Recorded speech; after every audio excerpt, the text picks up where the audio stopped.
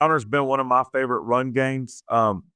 Like he said in the introduction, I worked for a guy who was wing T on his whole career. We were at a school, Giddings, just south of College Station here in Texas. We had some tremendous athletes, some wide receivers who ended up going and playing in the Big 12, Oklahoma, Kansas State, and stuff like that. So he wanted to go Tony Franklin, and we had went to that clinic. And then the year later, I became the offensive coordinator, offensive line coach, and he knew my mentality was run the football. So I kind of morphed what he had done in the wing T into the Tony Franklin stuff. So you'll hear a lot of red, green, blue, stuff like that Tony Franklin did out of his two back.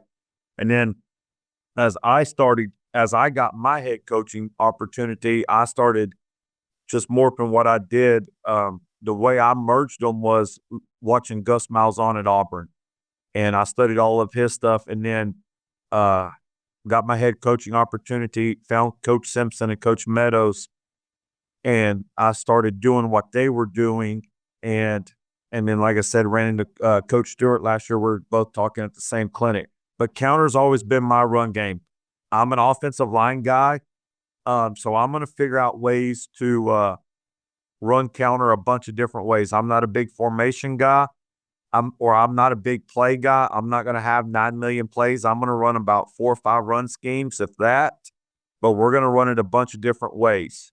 And we're going to block it a bunch of different ways. And then we're going to add a bunch of motion to it. So this slide here is about everything we do out of counter and our different calls, being taco, Sooner, Oklahoma, steel calls, and then motions and why we do motions. You know, we don't just do it to do it. There's a purpose behind it. And I'm trying to figure out the Q&A, and if you have any, I'll try to get to you.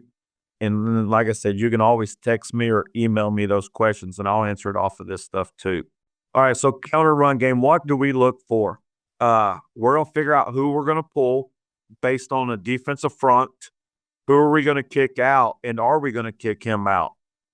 Are we going to face, if you watch that clip the other night of the Super Bowl, that guy coming in and spilling that pull, if we're going to face a guy like that can come in and spill, we're not going to kick him out. We're going to block him out, and we're going to double wrap up underneath you.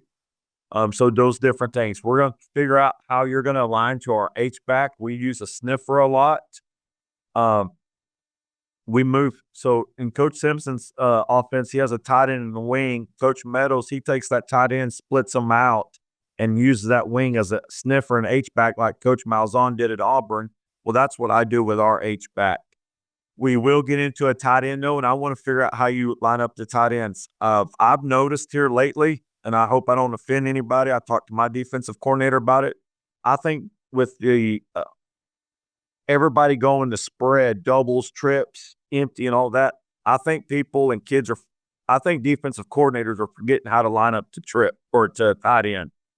And so a tight end has become one of my number one formations. I go nub trips with it, and I think it's been giving people trouble. And then how do we dress it up? So that's what we look for. All right, what we've done with the 4-eye, what you can do.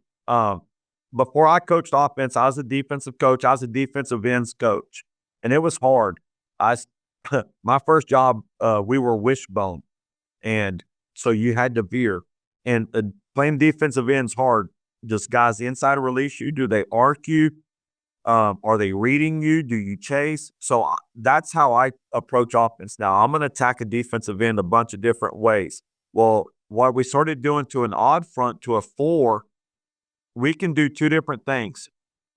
Early on, you'll see some clips that we blocked out and we trapped that 4, and it made for a very tight counter play. Like counter hit, and you're going to see in these clips, it hit basically right up the center's crack because of that 4 coming down. It depends on the 4-eye. If our tackle can handle him and cave him down, then we'll kick the next guy. If we feel like, hey, it's going to happen and we don't know that we can wash him, we need to get bigger splits. We're going to block out, maybe take that 4-eye's eyes. We're going to trap him. And so we've done those things, and that's what you're gonna see in these next clips here. I mean, it's gonna be right down here.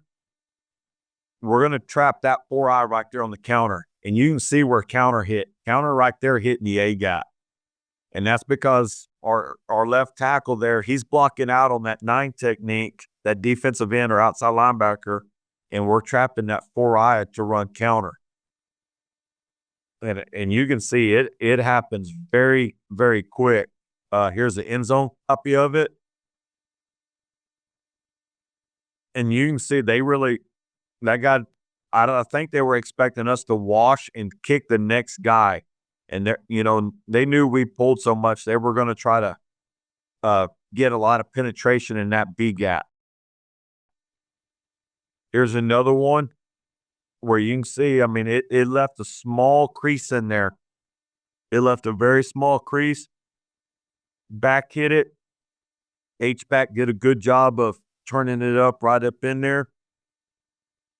And this is basically trap with an H-back feel off of it because it hit so quick. There's a tight end zone view of it.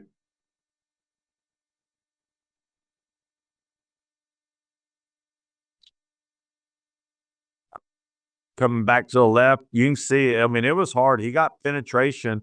He basically a 3 technique now, and you can see the path of our running back. It's basically straight up the gut. So that's one thing we've done to a 4-eye with counter. Like I said, that's not what we live with. I don't think we did that at all this year.